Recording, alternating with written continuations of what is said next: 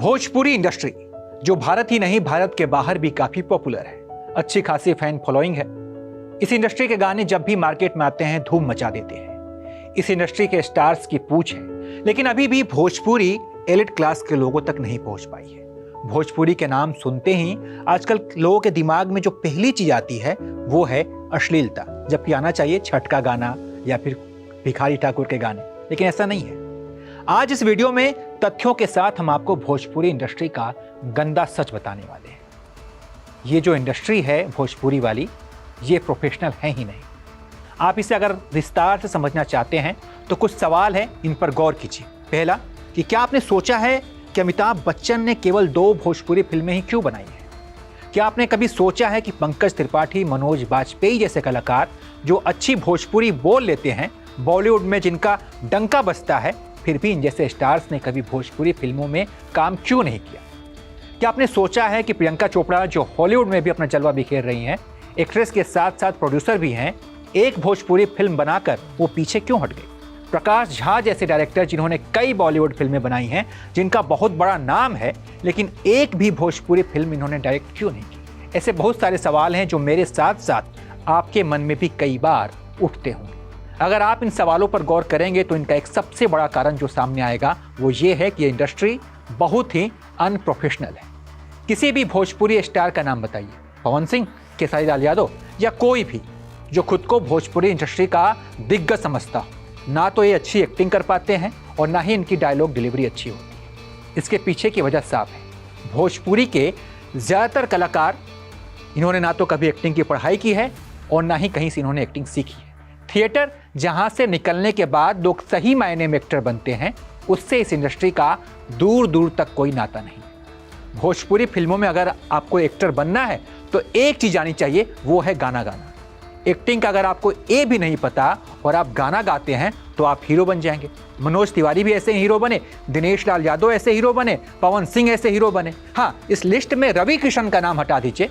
भोजपुरी में शायद मेरी नज़र में इकलौते वो ऐसे हीरो हैं जिन्हें एक्टिंग आती है, जो बॉलीवुड से लेकर साउथ तक की फिल्मों में समय समय पर दिखते रहे हैं। तो ये बात हुई भोजपुरी के हीरो की। अगर हीरोइंस की बात करें तो और भी बुरा हाल है। जब कोई लड़की हीरोइन बनने की चाह लेकर भोजपुरी इंडस्ट्री में आती है तो उसकी एक्टिंग नहीं देखी जाती। देखा जाता है कि क्या ये लड़की डांस कर लेगी, ये एक्सपोज कितना कर पाएगी जिससे फिल्म को फायदा हो। महिला सेंट्रिक फिल्में तो बनती ही नहीं है भोजपुरी में, तो महिलाओं के लिए एक्टिंग का ज़्यादा स्कोप भी नहीं मिलता। सबसे दुख की बात यह है कि कोई हीरोइन इसका विरोध भी नहीं करती, क्योंकि उन्हें डर लगता है कि अगर वो लड़कियों के हक की बात करेंगी तो ये अपने लिए स्टैंड लेंगी तो उन्हें काम मिलना बंद हो जाएगा। मुझे पर्सनली ऐसा लगता है कि भोजपुरी इंडस्ट्री में हीरो के मुकाबले हीरोइंस ज़्यादा टैलेंटेड हैं, लेकिन उनके टैलेंट का इस्तेमाल ही नहीं किया जाता।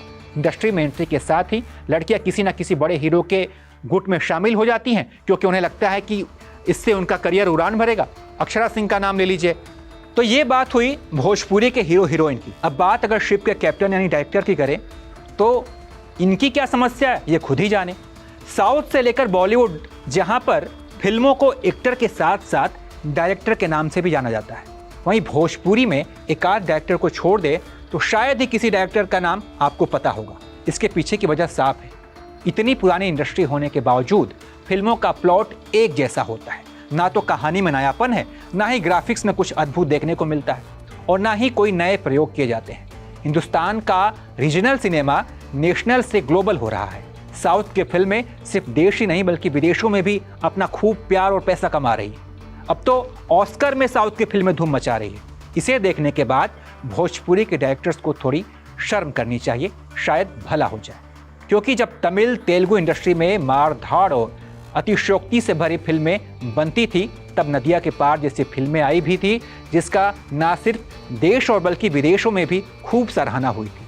आज भी नदिया के पार फिल्म को लोग खूब प्यार देते हैं, उसके गाने सुनते हैं, लेकिन इसके बाद यहाँ से ये होना चाहिए था कि यहाँ से भोजपुरी फिल्मों को उड़ान भरनी चाहिए थी, लेकिन अब भी भोजपुरी फिल्में अपनी पहचान बनाने में नाकाम रही। इसके पीछे की वजह डायरेक्टर हैं जो आउट ऑफ द बॉक्स सोचते ही नहीं, बस स्टार्स के हिसाब से फिल्में बनाते हैं। अब ये बात भोजपुरी के डायरेक्टर ही समझे कि उन्हें किस बात का डर है, आखिर वो ऐसा क्यों नहीं करते।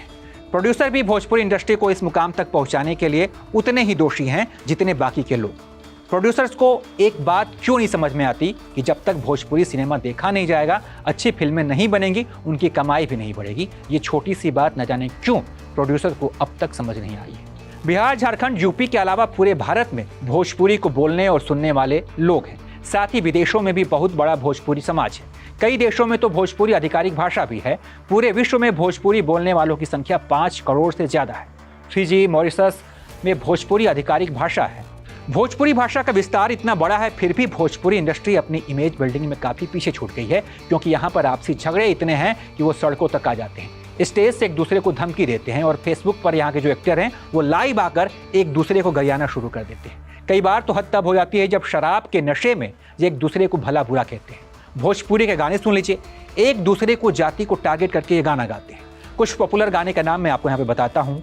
चोली भूमिहार रंगी है, पांडे जी का बेटा हूँ, चुम्मा चिपक के लेता हूँ, यादव जी के चौकी फलाफल। क्या आपने हाल फिलहाल में कोई ऐसी भोजपुरी फिल्म देखी है जिसकी कहानी अलग हो, ग्राफिक्स के मामले में बढ़िया काम किया गया हो? हाँ, ऐसी एकाध फिल्में हो सकती हैं, लेकिन ऐसी फिल्में चलती नहीं हैं। बढ़िया फिल्म बनाने की बजाय इस इंडस्ट्री के स्टार आपको मसाला देने में जुटे हुए हैं। 2 फिल्मों में हीरो हीरोइन अगर साथ काम कर लेते हैं तो तुरंत उनका अफेयर हो जाता है, और अफेयर खत्म होता है फिर एक दूसरे के खिलाफ या नरगल गाना शुरू कर देते हैं। कई हीरोइंस के तो अश्लील एमएमएस लीक हो गए हैं। अभी हाल ही में भोजपुरी एक्ट्रेस त्रिशाकर मधु का एक कथित एमएमएस सामने आया था। इसके बाद एक और भोजपुरी सिंगर का एमएमएस सामने आया था। कई स्टार तो आए दिन स्टेज से ही अश्लील डायलॉग बोलते नजर आते हैं। ऐसे में सवाल यह है कि क्या ये स्टार भोजपुरी को सम्मान दे रहे हैं या फिर उसका अपमान कर रहे हैं? जैसे हर इंडस्ट्री की फिल्मों की चर्चा होती है, क्या कभी भोजपुरी फिल्मों की भी चर्चा हो पाएगी? कब ऐसा होगा कि भोजपुरी बोलने वाले भी अपनी इंडस्ट्री की बात करने में असहज महसूस नहीं करेंगे?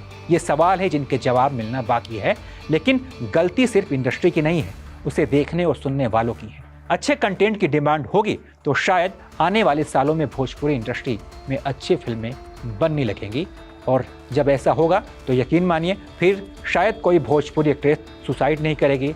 लोग जब भोजपुरी का नाम सुनेंगे तो उनके जहन में सबसे पहले छठ का गाना आएगा, भिखारी ठाकुर, गायत्री ठाकुर और भरत शर्मा के गाने आएंगे, ना कि ये अश्लील गाने आएंगे।